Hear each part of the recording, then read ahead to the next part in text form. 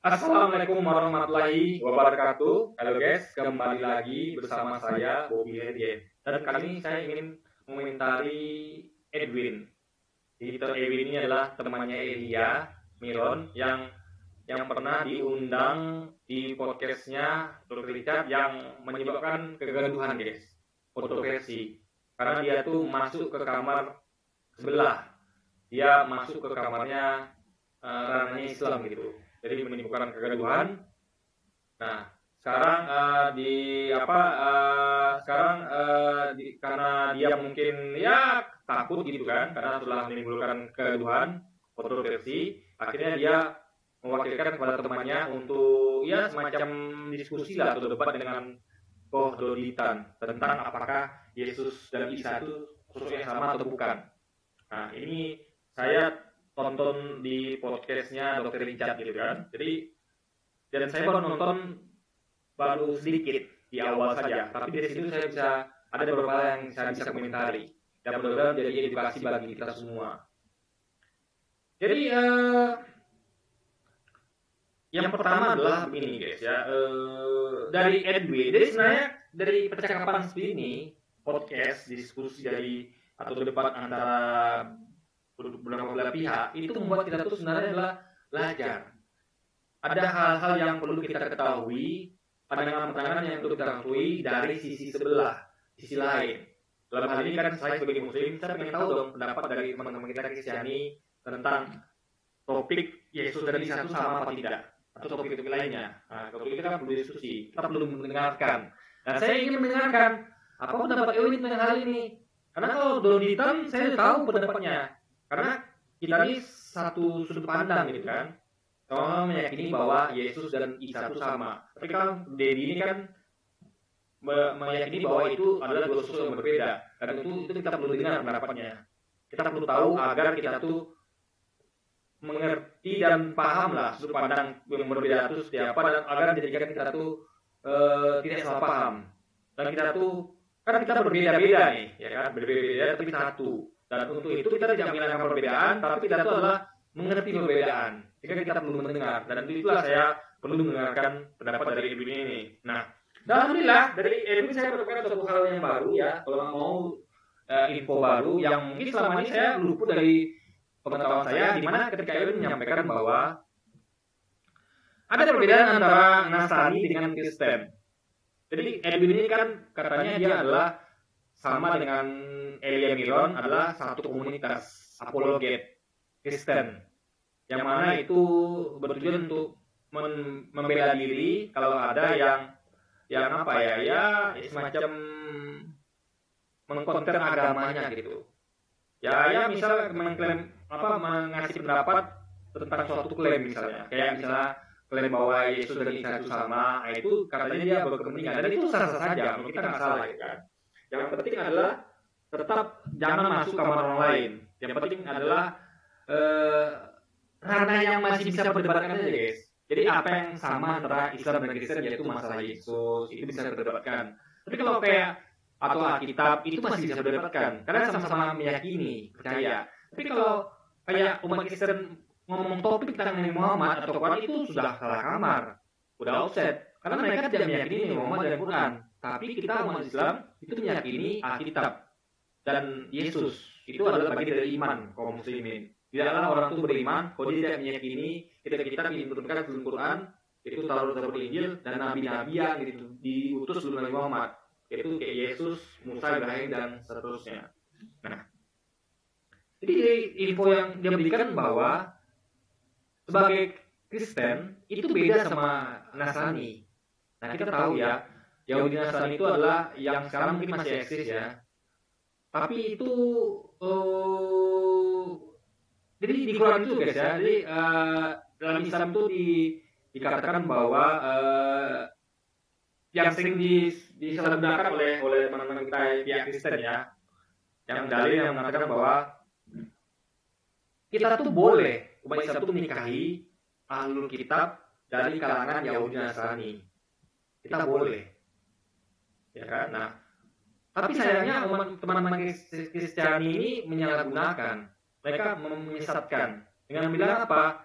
oh boleh kok kalian nikah sama Yahudi Nasrani atau bahkan Kristen gitu kan, atau ya yang sekarang ini lah mau Katolik.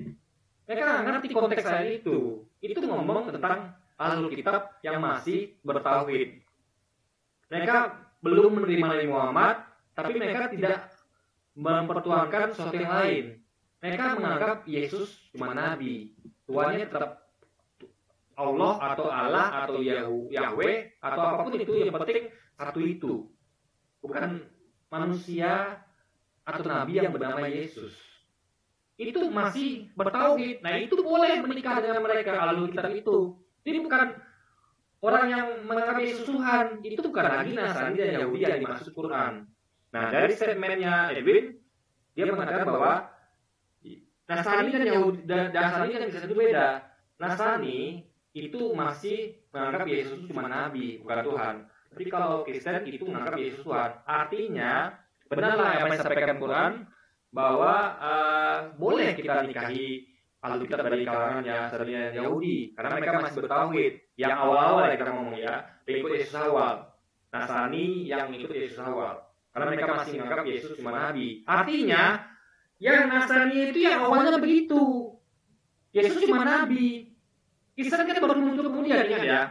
Kristen itu baru pertama kali mereka disebut model itu sebagai Kristen di Antioquia. Itu kita berapa ratus tahun atau puluh tahun setelah Yesus pergi.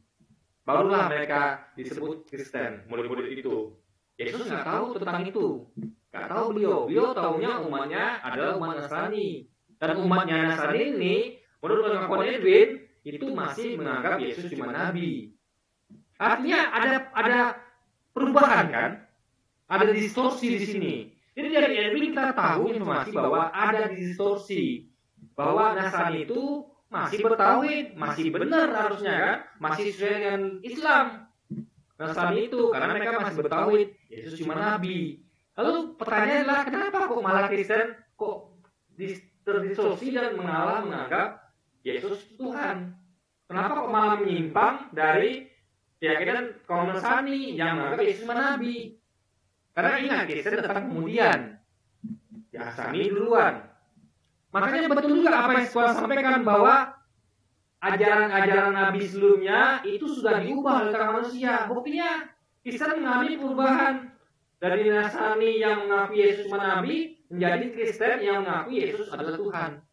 Itu kan sesuatu yang fatal, suatu yang berubah. Fatal itu perubahannya drastis, radikal, dari nabi menjadi Tuhan.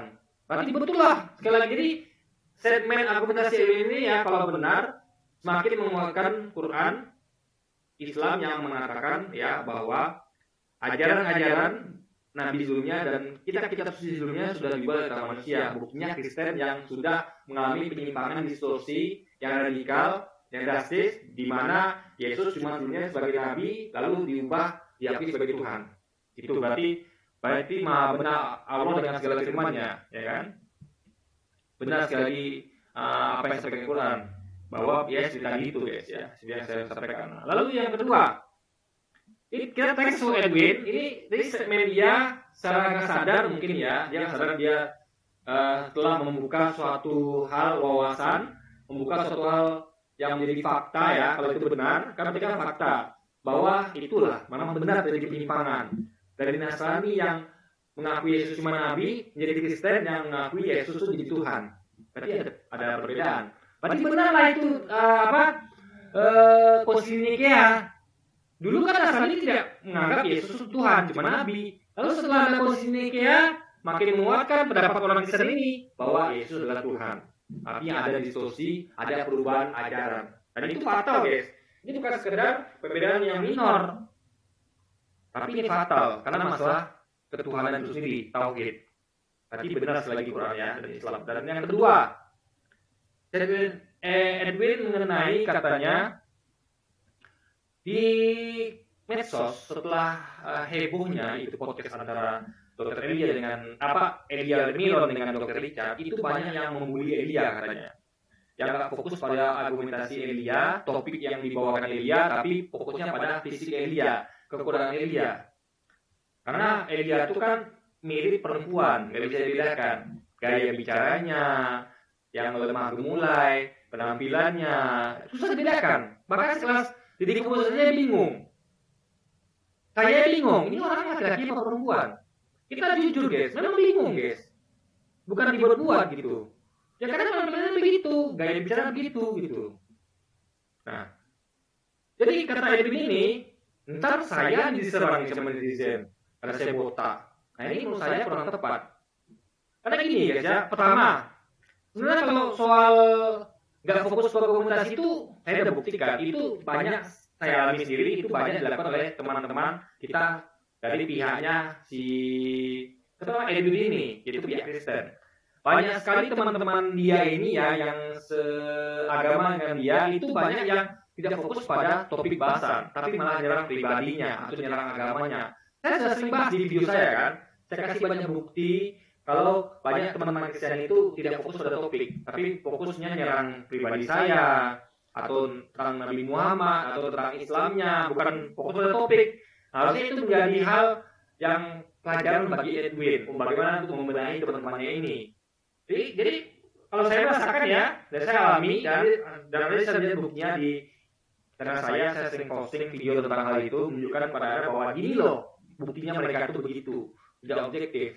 Alih-alih fokus pada topik bahasan, malah fokus nyerang pribadi saya atau pribadi Nabi Muhammad atau tentang hal yang tidak berhubungan dengan topik. Nah, harusnya dia membenahi internalnya, gitu kan? Jangan-jangan umat dia lebih sering melakukan itu, karena pengalaman saya begitu, atau pengalaman dia, gitu kan? Nah, itu yang pertama. Yang kedua gini guys ya, kekurangan itu ada yang pilihan, ada yang memang ciptaan yang bisa kita ubah. Ada yang ciptakan pendek, tinggi itu nggak bisa Anda ubah. Mungkin Anda bisa sedikit mengatasinya ketika Anda berusia masih muda. Ada umur tertentu yang masih bisa kita kembangkan. Kita kan masih bisa bertumbuh tinggi sampai usia sekian, itu masih bisa kita usahakan. Tapi kalau lewat umur itu nggak bisa lagi. Nah, itu hal itu adalah sesuatu yang tidak bisa Anda ubah. Ya, tapi ada pilihan kayak botak, gondrong, kurus, gemuk itu pilihan. Anda bisa dengan usaha bisa menjadi kurus, menjadi gemuk, botak atau gondrong bisa. Tapi kalau tinggi pendek nggak bisa. Nah, jadi pertama pilihan. Nah, konteks di Elia itu adalah pilihan. Dia bisa berpenampilan full laki-laki atau seperti itu yang rancu. Apakah laki-laki atau perempuan? Kalau orang salah-salah bisa nanti berabe, gitu kan? Nah, itu pilihan. Nah, jadi pilihan itu pun ada dua. Pilihan yang masih bisa diterima oleh agama, oleh konstitusi, ada yang tidak. Kalau Anda pilih itu botak, gondrong, itu masih bisa diterima oleh agama, oleh konstitusi. Kita ngomongin Pancasila, yaitu terutama sila pertama Pancasila, terutama Mesa, masih bisa. Anda mau botak, mau gondrong, gemuk, kurus, nggak ada masalah. Tapi ketika Anda pilih menjadi berhubungan dengan hal-hal yang kayak LGBT, ya ingat LGBT adalah singkatan dari lesbian, biseksual, transgender, dan itu lah gitu ya. Jadi LGBT, lesbian, gay, biseksual, dan transgender. Artinya Anda tuh ada punya kecenderungan seksual yang bertolak belakang. Laki-laki mirip perempuan, perempuan mirip laki-laki. Nah, laki-laki suka perempuan, perempuan suka laki-laki. Itu guys ya, itu bertentangan dengan agama-agama yang ada di dunia, terutama di Indonesia. Juga bertentangan dengan Pancasila pertama, yaitu Ketuhanan Maha Esa. LGBT adalah sesuatu yang sensitif. Beda sama botak, gondrong, tinggi pendek, kurus langsing, itu beda. Jadi menyamakan antara botaknya Edwin dengan hal-hal yang menjuruskan LGBT-nya Elia Milot itu nggak bisa dibenarkan. Tapi tetap, jadi ketika ada netizen yang gatal ingin mengomentari penampilan Elia, itu harusnya dijadikan sebagai kritik yang membangun. Karena ini dilarang di agama. Agama Elia Kristen pasti melarang LGBT, pasti. Kalau dia buka kitabnya, dia akan menemukan banyak ayat di mana orang-orang yang terkena atau yang berhubungan dengan LGBT adalah diazab oleh Tuhan. Ya kan? Tidak boleh LGBT dalam agama, guys. Juga bertentangan dengan Pancasila, konstitusi kita. Yang pertama, Ketuhanan Maha Esa. Yang mana Tuhan Maha Esa itu yang direpresentasikan melalui agama-agama itu tidak alias mengharamkan tidak membolehkan LGBT guys. Itu yang perlu dipahami. Jadi kalau ada netizen yang gatel, kita masih bisa terima karena ini bertentangan dengan konstitusi dan agama. Lalu mungkin ada katakan, kenapa kok kayak yang lain, kayak artis-artis yang lemah gemulai, yang mirip perempuan, laki-laki mirip perempuan, perempuan laki-laki tidak dilakukan sama. Nah itu ada hal yang berbeda lagi kasusnya. Elia Miron ini kan adalah tokoh agama, berprestasi dari agama tertentu yaitu Kristen. Harusnya dia kan masih contoh baik. Ya, agamanya melarang LGBT. Dia kan dekat sama agama harusnya. Ketika dia mendakwakan agama, artinya dia tuh dekat sama agama. Ya dong, harus contoh yang baik dong. Kalau artis itu kita masih bisa maklumi. Oh, ini artis, jauh dari agama. Ini tokoh agama loh guys. Yang dia dakwakan tiba itu adalah tentang agama, tentang hal-hal yang dilarang agama. Tapi dia mencontohkan sesuatu yang dilarang agama. Itu bagaimana? Kalau dia kan berprestasi diri. Oh, aku ini sesuai gak dengan agamaku, ajaran agamaku. Aku ini bertentangan dengan agamaku, apalagi dengan Pancasila gitu. Nah itu harusnya, gitu kan? Jadi Edwin ini nggak bisa membedakan antara botak dengan hal-hal yang justru kayak LGBT yang dilarang agama dan Pancasila. Kalau botak nggak dilarang Pancasila, nggak dilarang agama, silakan botak. Tapi LGBT dilarang agama dan Pancasila, guys. Gitu. Jadi sekali lagi kalau ada netizen yang gatal, menurut saya wajar-wajar saja. Harusnya mereka tuh berkaca dan memperbaiki diri. Mereka sebagai tokoh agama perbaiki diri. Kalau botak boleh mereka tidak setuju. Tapi ini masalah LGBT, guys. Berarti Anda sadar, suka nggak suka, Anda tuh merepresentasikan atau mencontohkan mengiklankan, mengkampanyekan LGBT secara sadar nggak sadar dengan penampilan Anda yang seperti itu, gitu guys. Karena kita harus tegas nih, laki-laki, perempuan, jangan ambigu seperti itu. Ya, itu yang perlu dipahami guys. Nah, jadi itu saja mungkin yang mau saya sampaikan. Nanti mungkin setelah saya tonton video lebih panjang, mungkin ada hal yang saya temukan yang bisa saya komentari. Tapi sementara itu dulu guys. Komentar saya setelah nonton sebentar singkat di awal video podcast Licat dengan Ko Lulitan dan Edwin, temannya Elia Miron ini yang mewakili Elia Miron ini guys. Oke, jadi mungkin sekian dulu aja video kita kali ini guys, dan sampai jumpa lagi di video selanjutnya. Dan wassalamualaikum warahmatullahi wabarakatuh guys.